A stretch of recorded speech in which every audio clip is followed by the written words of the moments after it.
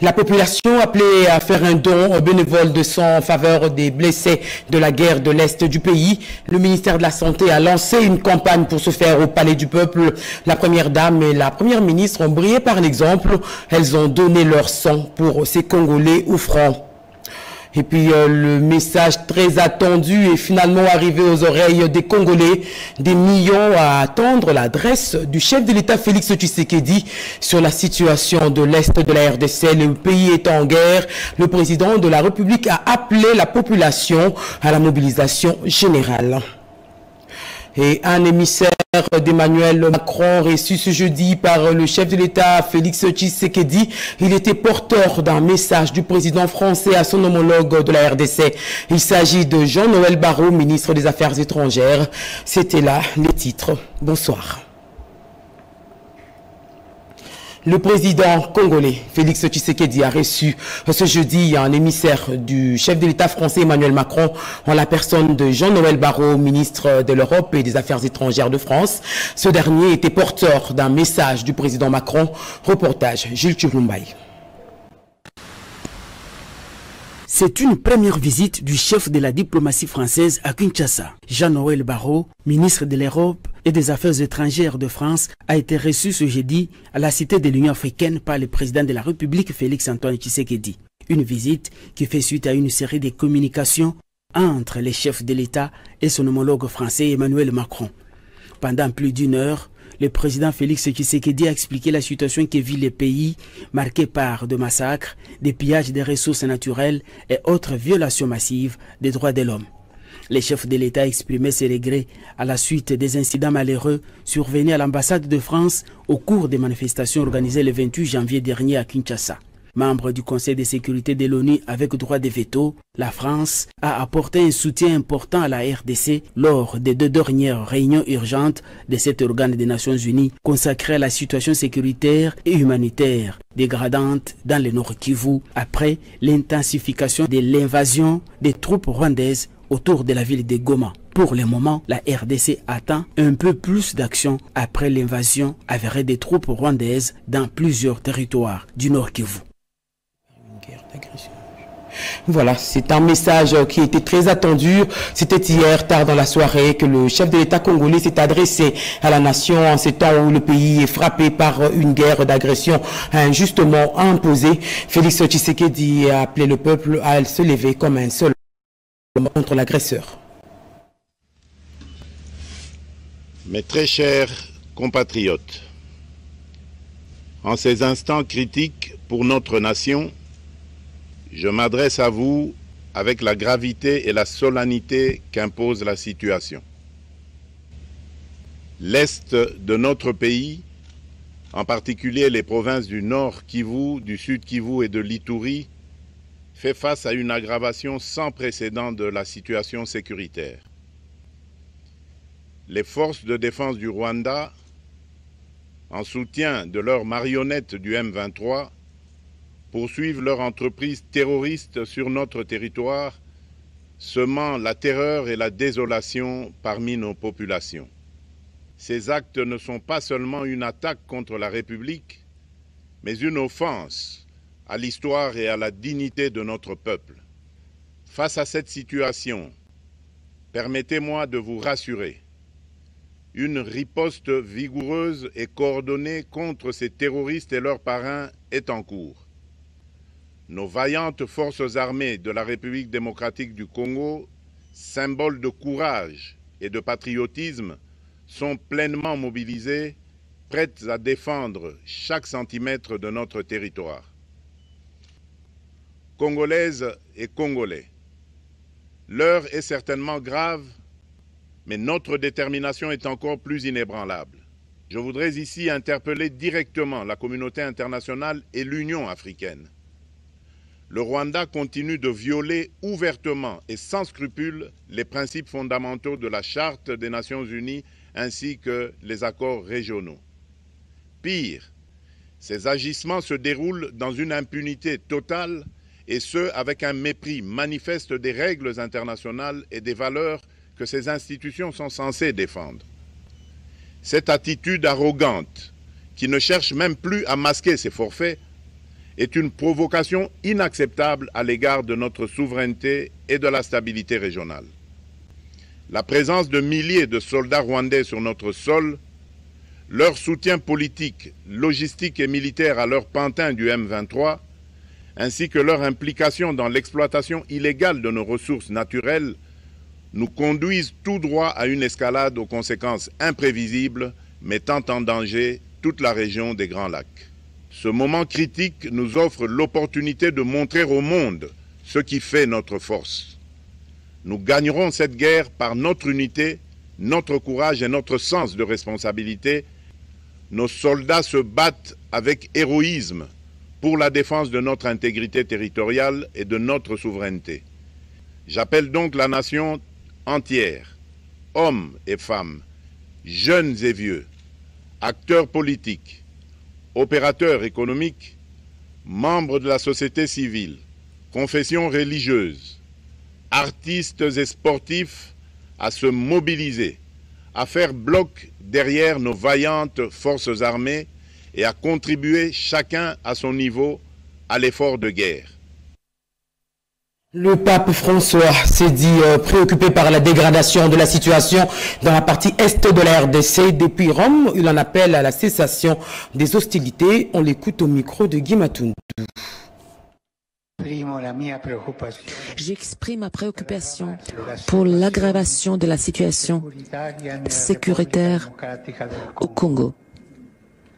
Je demande toutes les parties de s'engager pour que les hostilités cessent, pour aider la population civile de Goma et que cessent les opérations militaires. Et je suis inquiet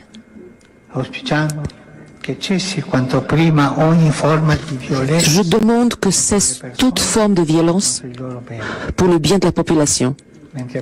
Et je continue à prier pour la paix, pour la sécurité. Et j'invite les autorités locales ainsi que la communauté internationale à un engagement maximum pour trouver la paix dans ces conflits. Un communiqué parvenu à notre rédaction, l'évêque de Goma appelle à la solidarité pour venir en aide aux populations. Monseigneur Willy Ngumbi condamne les actes de vandalisme. Guy Matundu.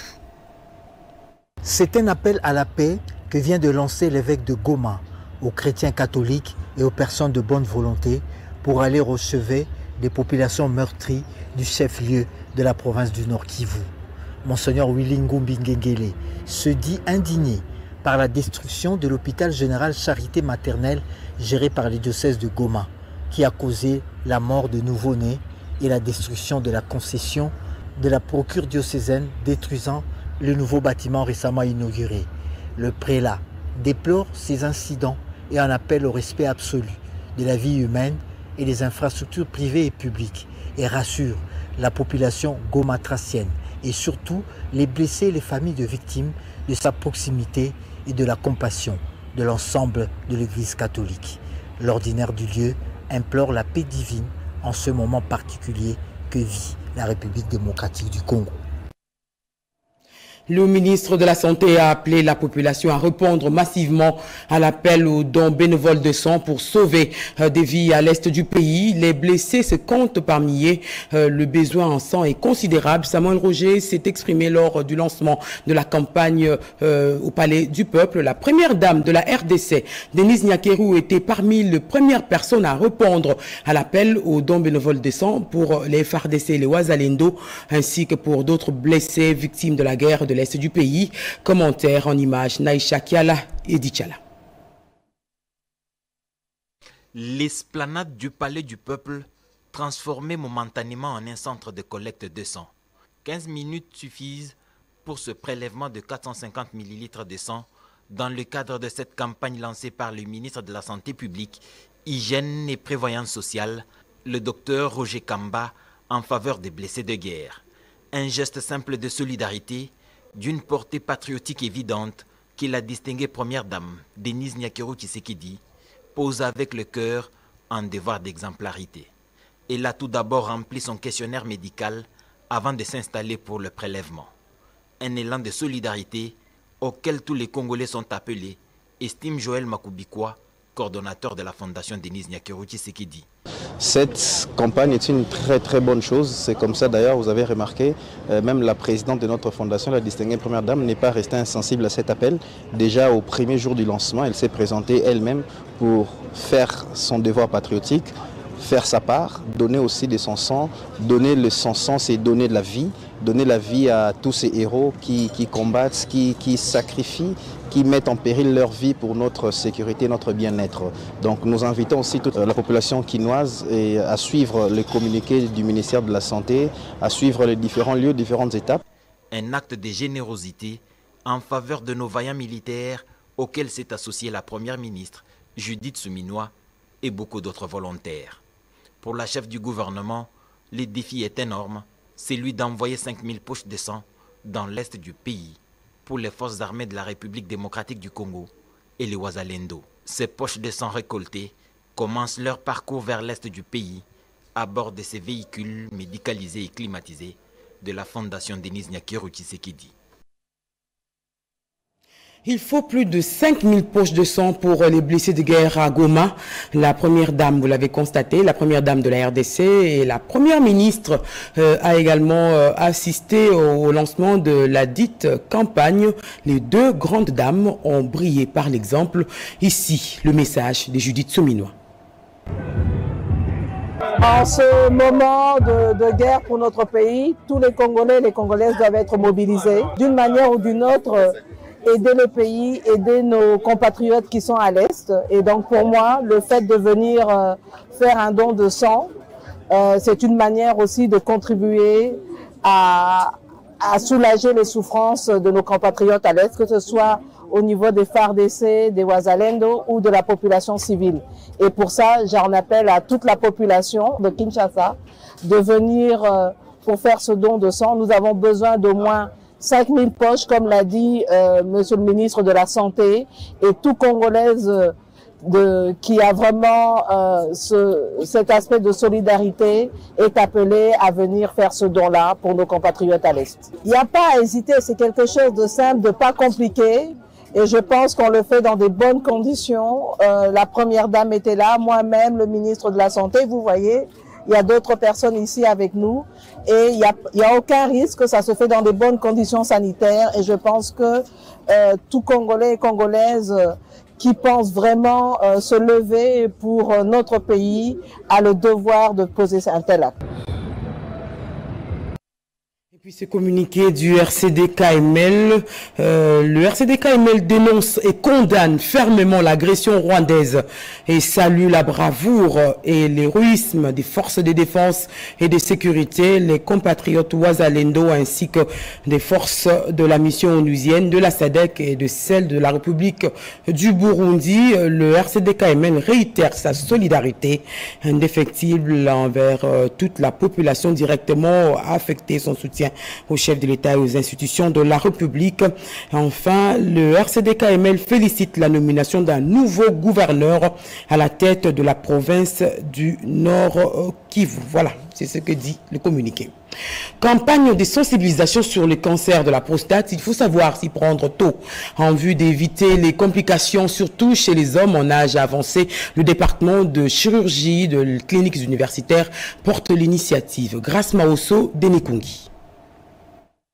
Au cours de la journée de sensibilisation du cancer de la prostate, le professeur Dr Moningo, chef du département de chirurgie des cliniques universitaires de Kinshasa et médecin directeur de la clinique Pointe-à-Pitre, a fait savoir qu'en République démocratique du Congo, le cancer de prostate est un problème majeur de santé publique dont la prévalence hospitalière est élevée avec un taux de mortalité estimé à 19,7%. C'est une maladie qui au début n'a pas de symptômes. Nous appelons les hommes à partir de l'âge de 45 ans de venir se faire dépister le cancer de la prostate. Ce serait du 5 au 6 février 2025, déjà à partir de 8h30. Mais les gens qui nous suivent, ils peuvent déjà se faire enregistrer pour que les moments venus qu'ils bénéficient de ce dépistage. Tout le monde est concerné par cette maladie qui est le cancer de la prostate. Le médecin chef des staffs de cette clinique a annoncé le déroulement de ces dépistages. Nous allons procéder à la prise des sangs pour faire plusieurs analyses dans les sangs, mais l'accent sera mis sur le taux de PSA, qui est l'antigène spécifique de la prostate et qui permet de faire suspecter un cancer de prostate. Bien d'autres activités seront organisées le 4 février prochain, notamment des conférences. La marche des santé a annoncé le docteur Dieudonné Moningo. Et en cette période critique de l'histoire de la RDC, le CESAC, le Conseil supérieur de l'audiovisuel et de la communication, appelle les responsables des médias à veiller au respect de l'éthique dans le traitement de l'information relative à la guerre nous imposée injustement par le Rwanda. Renette Kulunga. Le front médiatique en cette période où la République démocratique du Congo fait face à la guerre d'agression dans sa partie est de la part du Rwanda a fait l'objet de cet échange entre le président du Conseil supérieur de l'audiovisuel et de la communication, Christian Bossembe, et les patrons des médias opérant en République démocratique du Congo. Il a surtout été question du traitement de l'information en cette période de guerre. Nous avons constaté que depuis un certain temps, il y a eu une sorte de porte ouverte où les gens pouvaient communiquer comme ils le voulaient. On a l'impression que certains médias ont choisi délibérément la désinformation et surtout l'apologie à ce que nous considérons comme l'apologie au terrorisme. Le président de cet organe de régulation des médias en RDC a rappelé à l'ordre ses interlocuteurs. Dans l'acte du bureau, nous avons demandé aux journalistes de s'abstenir de diffuser des informations sur la guerre sans se référer aux sources officielles, parce qu'il faut le dire, désormais, un média qui prendra le risque de diffuser des informations au sujet de la guerre sans qu'il y ait de sources référentielles officielles, je vais le fermer sans attendre quoi que ce soit. Aux journalistes, dans vos traitements d'informations, nous demandons une seule chose: déconstruisons les mythes rwandais. Dans le récit que nous apportons à la contribution des Congolais, il faudrait que les gens comprennent que le Rwanda seul ne peut pas nous agresser. Il n'en a pas le pouvoir. Si le Rwanda nous agresse, c'est parce qu'il est soutenu. Pour le CESAC, il ne sera plus question d'accorder la parole au M23 et leur mentor, le Rwanda. Les médias exerçant en RDC devront s'y conformer, a-t-il conclu. Et de son côté, le ministre de l'Industrie a visité les commerces et supermarchés vandalisés lors de récentes manifestations pour un état des lieux et des mesures à prendre. Images et commentaires.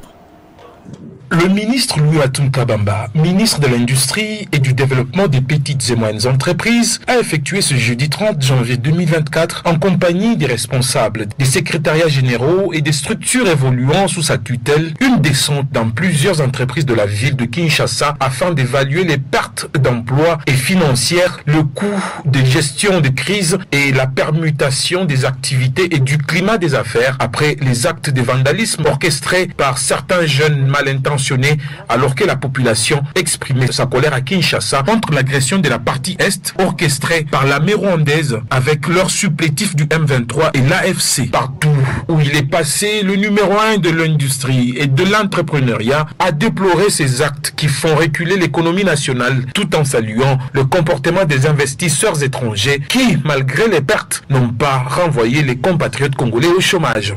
Merci Penenge Nayoki, mon côté à perdre Moussala Naye. Louis Watum Kabamba a profité de cette occasion pour échanger avec les employés afin de les sensibiliser à l'importance du civisme patriotique. Bien avant cette descente, Louis Watum Kabamba a réuni les secrétaires généraux, les responsables des structures évoluant sous sa tutelle afin d'étudier les faisabilités pour assister les FARDC et la population de Goma, victimes d'une guerre injuste. Les participants ont tous accepté l'appel du chef de l'État, Félix-Antoine Tshisekedi Tshilombo, transmis au secteur de l'industrie et de l'entrepreneuriat par le ministre Louis Watum Kabamba. La nation est sacrée, dit-on. Et les leaders communautaires de la province de l'Ituri confirment leur engagement à accompagner le programme de désarmement à travers le PDDRCS dans leur province. Ceci au cours de l'échange avec le coordonnateur de ce programme, Désiré Tanga, un reportage de Peggy Mukunda. Les leaders communautaires des 5 territoires de la province de l'Ituri regroupés au sein de l'association UNADI sont appelés à bien jouer leur rôle de médiateurs pour la restauration de la paix au sein des communautés. En tant que levier de la sécurité et de la paix, le PDDRCS sollicite leur soutien pour la sensibilisation et la mobilisation des communautés en faveur du désarmement et de la réintégration des ex-combattants. C'est l'appel lancé par le coordonnateur national du programme de désarmement, démobilisation, relèvement communautaire et stabilisation PDDRCS, Jean Dédieu Désiré Ntanga Antita, accompagné de son adjointe chargée des questions techniques et opérationnelles, Marie-Chantal Lumba, lors d'un échange avec les responsables communautaires. Ces derniers ont saisi l'occasion pour remercier tout d'abord le chef de l'État pour son choix et pour la nomination du coordonnateur national. Cette nouvelle dynamique rassure les leaders communautaires quant à leur implication dans la sensibilisation. Les leaders communautaires de l'Ituri sont unanimement d'accord pour accompagner le programme en vue du retour de la paix en Ituri. Concernant leur doléance, le patron du PDDRCS les a rassurés de son engagement personnel à rechercher des solutions adaptées. Il a souligné l'importance d'entretenir une relation sincère et respectueuse afin de permettre au programme de prendre un véritable élan pour son effectivité. Et à Kinshasa, la vie a repris son cours normal après 2 journées assez mouvementées suite à ce qui se passe à l'est du pays. Les magasins ont rouvert leurs portes, les Kinois ont vaqué à leurs occupations habituelles.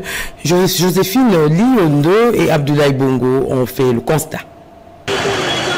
Kinshasa, avec ses embouteillages monstres, a repris vie après 48 heures d'inactivité suite aux événements qui se sont déroulés dans l'est du pays.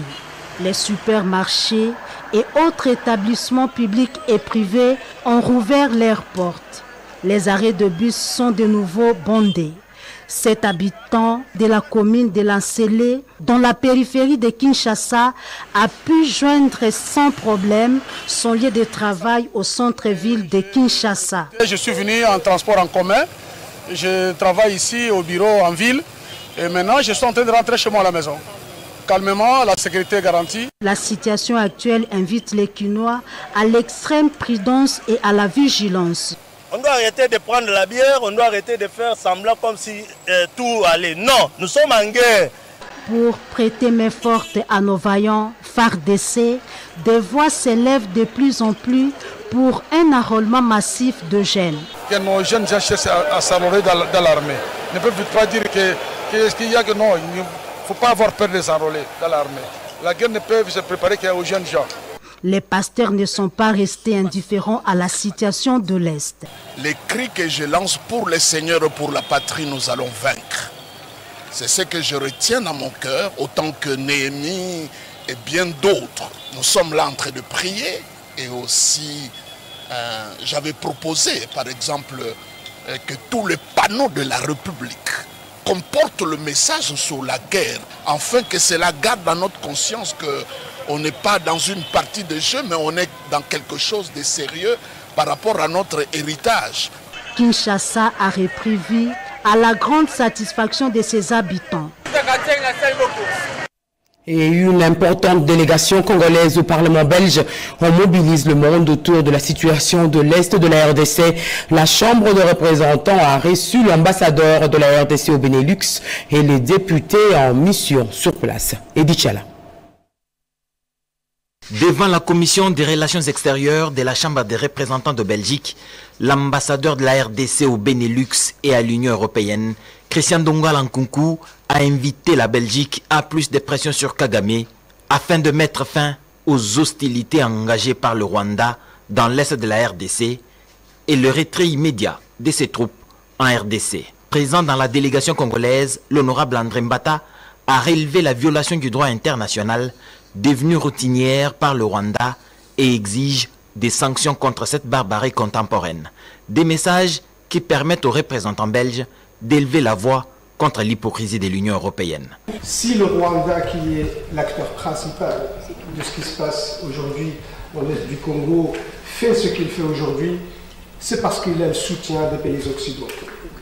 Il faut appeler un chat, parce qu'il y a des paroles d'un côté et puis il y a les actes. Et quand on voit les actes, il n'y a rien qui est fait pour assurer la paix au Congo. Par contre, on finance le Rwanda, dont soi-disant ça lutte contre le terrorisme, quand l'Union européenne donne 20 millions d'euros au Rwanda, soi-disant pour lutter contre le terrorisme. Comment ceux qui terrorisent depuis 30 ans toute une population, tout un État, tout un pays, peuvent lutter contre le terrorisme? Ces interventions ont également mis en lumière la tragédie humanitaire d'une gravité inouïe qui a lieu en ce moment dans l'Est de la République démocratique du Congo. John Prosper Moké, c'est le nouveau procureur général près la Cour constitutionnelle.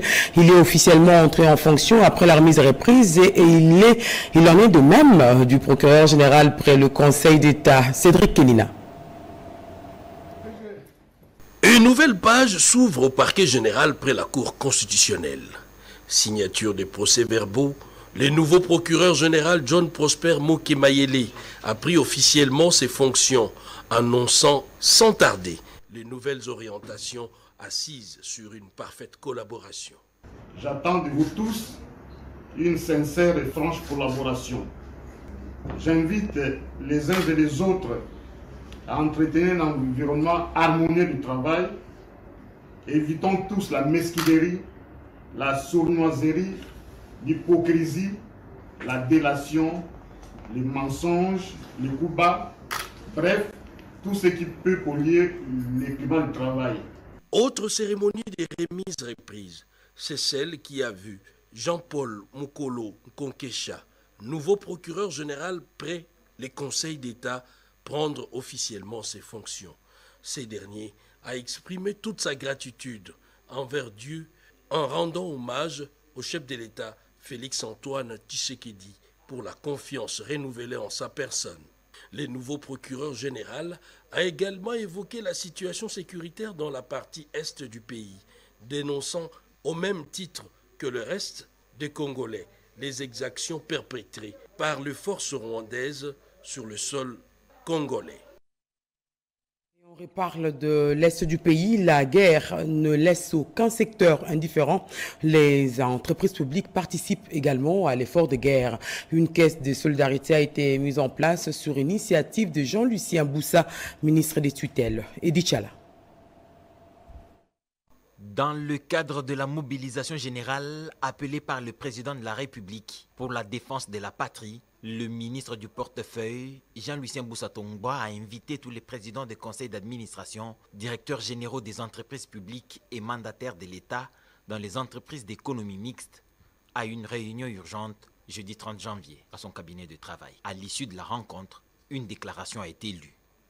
Sous l'égide de son Excellence, Monsieur le ministre du portefeuille, Jean-Lucien Boussa Tongboa, une réunion de concertation a rassemblé les mandataires des entreprises publiques pour leur contribution face à la situation critique que traverse notre pays.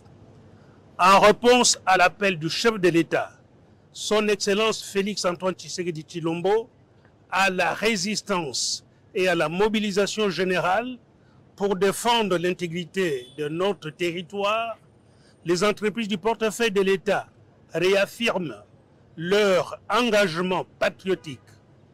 Elles s'alignent pleinement derrière nos forces armées et nos résistants Wazalendo apportent leur soutien aux populations affectées par l'agression dont la République démocratique du Congo est victime. Dans cette optique, il a été décidé la mise en place d'une caisse de solidarité et d'appui destinée à renforcer les efforts du gouvernement et à fournir une aide concrète aux populations impactées par la guerre. Cette initiative témoigne de la détermination des entreprises publiques à jouer un rôle actif et décisif dans cette période cruciale pour notre nation. Et un nouveau projet pour lutter contre la corruption dans les secteurs des mines et autres. Il s'agit d'une application. L'initiative est de la Société civile Dignité Humaine. Les détails avec Rodé Panda. La corruption continue de gangréner la société. Les stratégies et techniques doivent s'intensifier pour combattre ces fléaux. Tofongola Missou, c'est un projet de lutte contre la corruption et blanchiment d'argent qui se veut un levier efficace dans cette lutte. Les jalons viennent d'être posés après la séance préliminaire d'information et de sensibilisation sur ces projets. La date de lundi 27 janvier 2025 a été choisie pour le lancement officiel de ces projets qui sera appuyé par un outil numérique pour faciliter le travail sur le terrain. Les ministères délégués des personnes vivant avec handicap et autres vulnérables a dépêché un représentant pour présider la cérémonie organisée au Palais du Peuple devant plusieurs invités et organisations de la société civile pour féliciter cette initiative de la dignité humaine tout en remerciant les GIZ de la coopération allemande pour son appui financier dans ces vastes et ambitieux projets.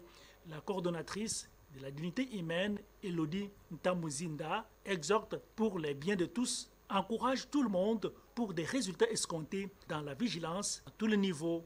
La corruption, ce n'est pas l'affaire des valides seulement. Nous, les femmes vivant avec handicap, nous nous trouvons dans cette sensibilisation pour que nous puissions bien mener la lutte contre la corruption. Surtout que la FENAFACO, c'est une fédération qui est sur toute l'étendue de la République. Le président chargé du comité de lutte contre la corruption dans ces projets a salué ces projets et précise. Un outil très important, d'autant plus qu'il peut permettre sur toute l'étendue du territoire national de récolter les éléments en respectant les principes qui caractérisent tous les lanceurs d'alerte, les éléments de dénonciation pour pouvoir lutter contre la corruption, le blanchiment des capitaux. Le projet avec la nouvelle application numérique contre la corruption est lancé. La société civile a la responsabilité de sensibiliser les communautés pour une implication totale. Et en rapport avec la guerre à l'est du pays, toutes les institutions de la République se mobilisent. Le vice-premier ministre, ministre de la Défense, s'est adressé au FRDC. Guy Kabombo vient de déclarer la guerre au Rwanda. Sandra Nyangi. Le président de la République, chef de l'État et commandant suprême des forces armées de la République démocratique du Congo, s'est adressé à la nation en date du 29 janvier 2025, suite à l'agression du Rwanda et le silence coupable de la communauté internationale. En ces jours, je m'adresse à vous. Allez-vous permettre à nos audacieux ennemis de violer impunément l'intégrité du territoire de la République? Allez-vous permettre que s'échappe l'armée qui a porté la terreur dans vos familles? Vous ne le ferez pas. Marchez donc contre elle. Arrachez à son front les territoires actuellement sous son emprise. Votre engagement et la fidélité à votre devise. Ne jamais trahir le Congo. Toutes ces guerres sont causées par la convoitise de nos ennemis. Ces derniers vont venir pour tenter de vous corrompre. Il ne faut donc pas trahir le Congo. Vous devez vous rappeler les conséquences d'une armée défaite. Apprenez au monde que la malédiction s'abat sur ceux qui violent le territoire du grand peuple. Les résultats de nos efforts ne sera qu'une paix durable. Vaincre sans péril, on triomphe sans gloire. Il n'y a aucun orgueil à tirer d'une victoire facile vis-à-vis de l'ennemi. La défense encourage les FARDC au front. La guerre, elle existe déjà, elle est déjà lancée. Et donc, la population se mobilise. L'appel a été lancé par le chef de l'État hier soir, un message très suivi. Les institutions répondent à l'appel. Les élus nationaux, les sénateurs, les députés ont été reçus par le chef de l'État, précisément ceux élus de l'Est du pays, du Nord Kivu, et ils sont prêts à soutenir le pays, la République, pour que cette guerre cesse. Regardez. Voilà, je disais donc les élus nationaux, précisément ceux qui ont été votés à l'est du pays, ont répondu à l'appel à la mobilisation générale lancé par le chef de l'État hier soir lors de son adresse à la nation en rapport avec la situation sécuritaire de l'est de la République démocratique du Congo. Ces députés, justement, ont été reçus par le chef de l'État. Regardez.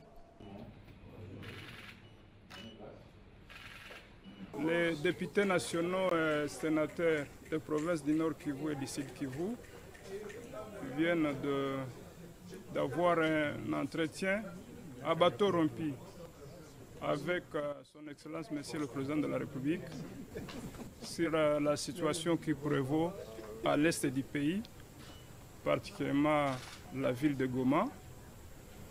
Nous avons fait l'état de la situation à Goma.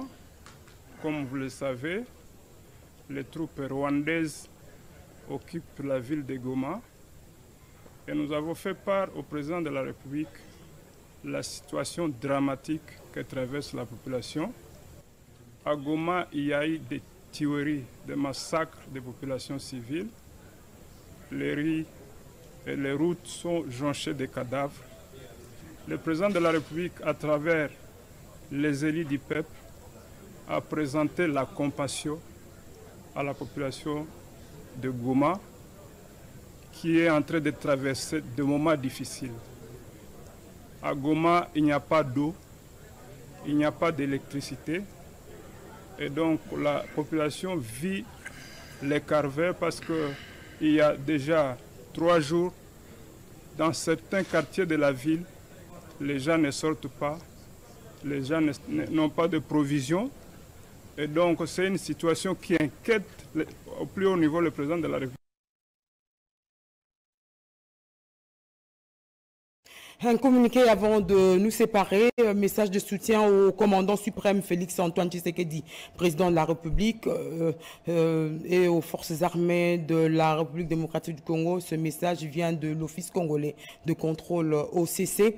La République démocratique du Congo, notre pays, connaît une guerre d'agression lui imposée par le Rwanda et son supplétif, le M23, dans sa partie orientale. Cette guerre entraîne la mort de nombreux compatriotes déplacés internes et la destruction des infrastructures au nom de la masse laborieuse de l'Office congolais de contrôle aux miens propres. J'apporte ma compassion envers les compatriotes vivant à Goma et ses environs, ainsi que mon soutien inconditionnel au commandant suprême des armées, son Excellence M. Félix-Antoine Tshisekedi Tshilombo, président de la République, et à nos forces armées qui se battent sur le terrain de manière que nos agresseurs soient boutés hors du territoire national, que la population meurtrie de Goma sache que l'ensemble de la population congolaise compatit avec elle pour toutes ces atrocités subies. C'est le communiqué qui nous vient d'Étienne Chimanga, c'est le directeur général de l'OCC.